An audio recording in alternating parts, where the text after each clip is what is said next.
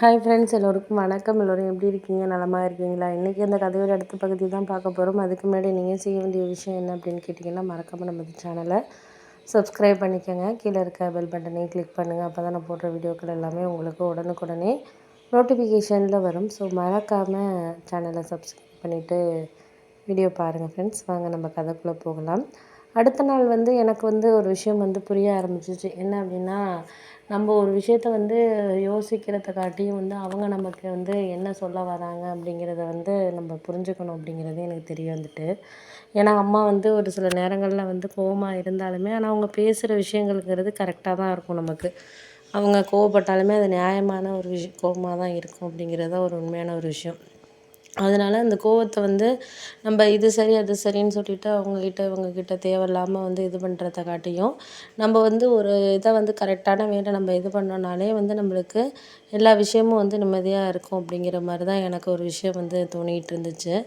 அதனால் நான் அம்மா ஒன்று பேசினாலுமே நான் கோவப்படுறது கிடையாது. எதாக இருந்தாலும் நம்ம சமாதானமாக போகணும் அப்படிங்கிற மாதிரி தான் நான் நினச்சிக்கிட்டு இருந்தேன்.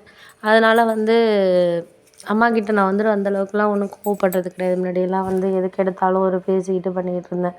ஆனால் அதுக்கப்புறம் ஒரு விஷயம் மற்றவங்க ஃபேமிலிக்குள்ளேலாம் போய், அதுவும் முக்கியமாக என் ஃப்ரெண்டு ஃபேமிலிலாம் பற்றி சொல்கிறப்பலாம் அவங்க அம்மாலாம் அந்த அளவுக்குலாம் ஒரு கேர் பண்ணுறது கிடையாது. எதுவுமே பொண்ணுங்களுக்காக அவங்க அம்மாலாம் பண்ணாதப்பயே அந்த பொண்ணுங்கள்லாம் அம்மாவுக்கு ஒரு பயப்படுறதா இருக்கட்டும், எதாக இருந்தாலும் அவங்க அம்மா அப்பாவுக்கு வாங்கி போய் கொடுக்குறதா இருக்கட்டும், எல்லா விஷயமும் பண்ணுறாங்க. ஆனால் நான் எங்கள் அம்மா என்னை கேரிங்காக பார்த்துக்கிட்டாலுமே, எல்லா விஷயமும் எனக்கு செஞ்சு கொடுத்தாலுமே அந்த அளவுக்கெல்லாம் என்னால் எதுவும் ஒன்றும் செய்ய முடியல, பண்ண முடியலன்னு நினைக்கிறப்ப அவங்களுக்கு நான் எதுவுமே செஞ்சதில்லை அப்படின்னு நினைக்கிறப்ப எனக்கு ஒரு சில நேரத்தில் தான் இருக்கும். அதனால் இனிமேல் நான் வேலை பார்க்குற இதில் அம்மாவுக்கு ஏதாச்சும் மாதத்துல என்னால் முடிஞ்சது ஏதாவது ஒரு விஷயத்த நான் செய்யணும் அப்படிங்கிறதுல நான் இனிமேல் இதை முடிவெடுத்திருந்தேன்.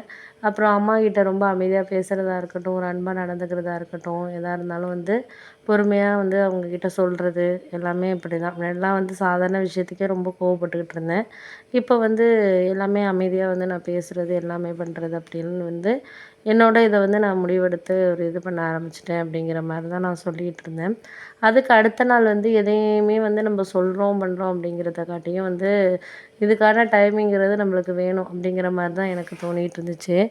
அதுக்காக நான் கொஞ்சம் மனசை நம்ம என்றைக்குமே ஒருநிலைப்படுத்தி தான் ஆகணும். ஒரு சில நேரங்களில் நம்ம ஒரு விஷயத்த செய்கிறோம் அப்படின்னா, நம்மளுக்கு கரெக்டான வேலை நம்ம ஒரு பக்குவமாக இது பண்ணால் மட்டும்தான் எந்த ஒரு விஷயத்தையும் இது பண்ண முடியும் அப்படிங்கிற மாதிரி எனக்கு தோண ஆரம்பிச்சிச்சு. அதனால் அது அதுக்கான ஒரு டைமிங்கை நம்ம கரெக்டாக வச்சுக்கிட்டு இது பண்ணணும் அப்படிங்கிற மாதிரி நான் முடிவு பண்ணிவிட்டு, அவங்களுக்காக நான் பேச ஆரம்பித்தேன். பேச ஆரம்பித்து பண்ணி அப்பாக்கிட்டேயும் முன்னாடிலாம் அம்மாவை பற்றி குறை சொல்லுவேன், ஏதாச்சும் இது பண்ணிக்கிட்டு இருப்பேன். இப்போல்லாம் அது மாதிரிலாம் கிடையாது. அவங்கள நான் புரிஞ்சுக்கிட்டு நடந்துக்க ஆரம்பிச்சிட்டேன் அப்படின்னா, அப்போ அந்த சமயத்தில் எங்கள் அக்காவே வந்தவளே ரொம்ப ஆச்சரியப்பட்டா. "என்ன மகிழி, நீ அந்த அளவுக்கு மாறியிருக்காம்மா?" அப்படின்னு சொல்லிட்டு எங்கள் அம்மாக்கிட்ட கேட்டா. நான் உடனே, "ஆமாம் அம்மா, அந்த அளவுக்குலாம் மாறுறதெல்லாம் ரொம்ப இதுதான். எதுவும் சொல்ல முடியாது. இந்த அளவுக்குலாம் அவள் மாறியிருக்கிறது ஒரு ஆச்சரியம் தான்." அப்படி இப்படின்னு சொல்லிட்டு எங்கள் அம்மாவும் ரொம்ப சந்தோஷப்பட்டுட்டு இருந்தாங்க. ஒரு சாதாரண விஷயத்துக்கே ரொம்ப கோவப்படுறாள், இன்றைக்கி எல்லாத்துலேயும் ரொம்ப ஒரு பொறுமை இருக்கே, நம்ப முடியலையே, என்ன விஷயம்னு தெரியலையே அப்படி இப்படின்னோடனே, "ஆமாம் ஆமாம், அதெல்லாம் உண்மை தான். எதுவுமே நம்ம இந்த ஒரு விஷயத்துக்கும் இது பண்ண முடியாது. பார்ப்போம், சில விஷயங்கள் நம்மளுக்கு பக்குவமாக இது பண்ணுறதுக்கு செய்கிறதுக்கு எந்த இதுக்காக இருந்தாலும் நம்மளுக்கு அந்தந்த நேரத்தில் இது எல்லாமே கிடைக்கிறதுக்கான இதுங்கிறது நமக்கு இருக்கணும்." அப்படிங்கிற மாதிரி சொல்லிகிட்டு இருந்தாங்க.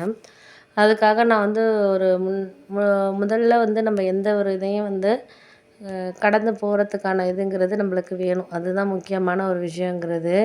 அதுக்காக நம்ம அந்த விஷயத்த இது அதுன்னு சொல்லிட்டு நம்ம இது பண்ண மாட்டோம். பார்த்துக்கலாம், நம்ம முடியும் அப்படின்னு சொல்லிட்டு வாழ்க்கையில் இது பண்ணணும். அப்போ எனக்கு ஒரு இன்டர்வியூ வந்துச்சு. நான் ரொம்ப எனக்கு இதாக இருந்தேன். அந்த இன்டர்வியூவில் ஏற்கனவே ஒரு கம்பெனியில் வேலை பார்த்துக்கிட்டு இருந்தேன். இருந்தாலும் அது கொஞ்சம் ஹையர் போஸ்டிங்க்காக இன்டர்வியூ அட்டெண்ட் பண்ணுறதுக்காக நான் போகிறதுக்காக பெங்களூர் போனேன்.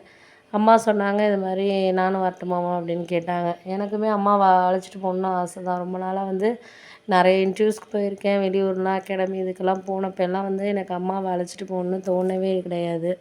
அந்த நேரத்துலலாம் நான் நானாகவே இல்லை அப்படிங்கிற மாதிரி தான் இருந்துச்சு. இப்போ அம்மாவை அழைச்சிட்டு போகணும் அப்படிங்கிற மாதிரி எனக்கு ஒரு ஆசை வந்துருந்துச்சு. அதனால், "சரிம்மா, நீங்கள் வாங்க, நீங்கள் கேட்டுட்டதே எனக்கு சந்தோஷம்." அப்படின்னு சொல்லிட்டு கார் புக் பண்ணி தான் போகிறதா இருந்தேன். ஏன்னா இங்கேருந்து ஏன்னா கொஞ்சம் தூரம் தான் பெங்களூருங்கிறதுனால எங்களுக்கு ஒரு 2 ஹவர்ஸ் தான் ட்ராவலுங்கிறதுனால நாங்கள் இது பண்ணுறதுக்கு இது பண்ணோம். சரி ஓகே நம்ம